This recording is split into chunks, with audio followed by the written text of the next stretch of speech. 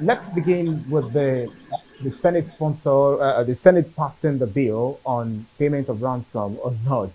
What do you make of the bill passed by the Senate to prohibit the payment of ransom to kidnappers in Nigeria? To start with, First and foremost,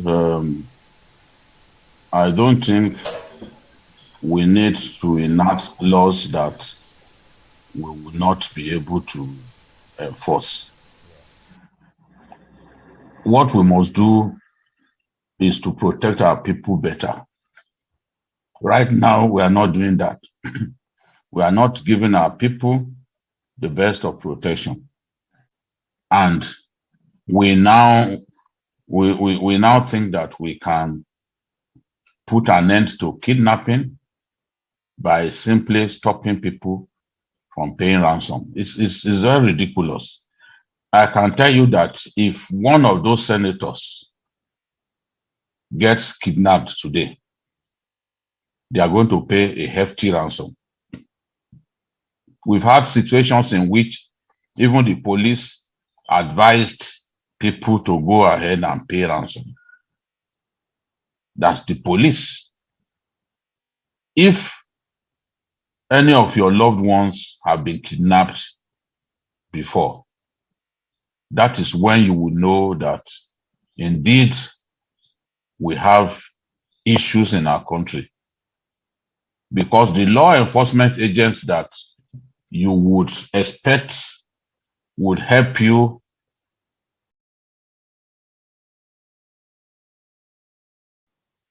will not be ones advising you to go and find a way to pay ransom.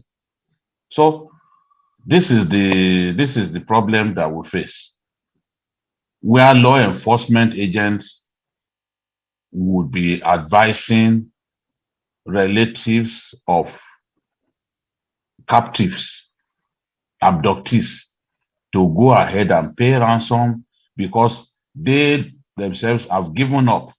How many times do the police successfully rescue kidnapped persons? How many times? Sometimes they do not rescue, but they will come and lie to Nigerians that, oh, soldiers rescued someone somewhere. Oh, the police rescued someone somewhere. Some people sneak out of the den of kidnappers, and while trying to meander their way to safety, they will see policemen by the roadside. Those policemen will lead them into the town. They will now say that they rescued the person. If there are about 100 persons who are kidnapped, how do you manage to rescue an individual? Because Nigerians don't ask the right questions. We just behave like, oh, whatever the law enforcement people say, we have to believe.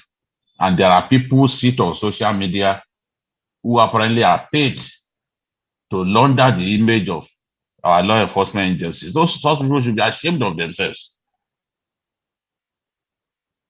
We have seen situations in which the police claimed that they rescued individuals, and the individuals now came out to say, no, we paid ransom. It happened in the case of Baba Olufalaye. So I can tell you that 99% of people who walk into freedom after being kidnapped by terrorists, by bandits, are people who parted with ransom. What we must do is to find a way to put an end to this rampant kidnapping of our people. But it is not to punish people who are doing their best to get, we must not come out with laws punishing people who are doing their best to get their people, their loved ones, out of captivity. We should not be making such laws. The other day, the bandits released the MD of the Bank of Agriculture, and they claimed that, oh, it was because it was an old man. I have a friend whose mother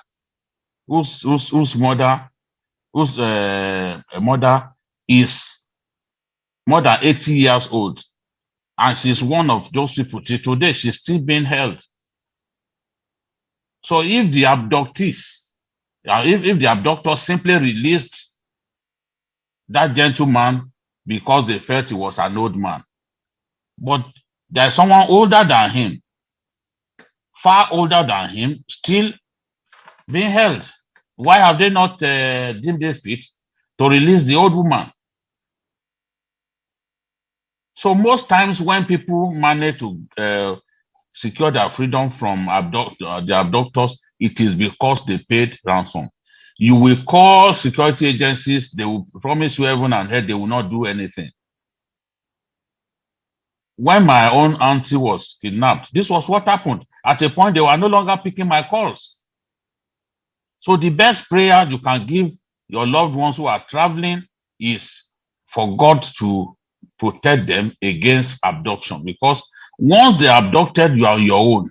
Families are left alone to secure the freedom of their loved ones, because the alternative is they will kill them in captivity.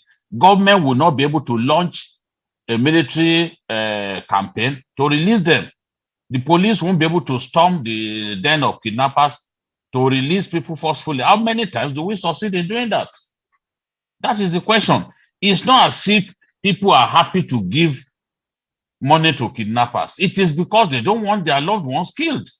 And we've even seen situations in which they pay, yet they still will not release the person that they are holding, either because that person died in their hands or not, or something else happened.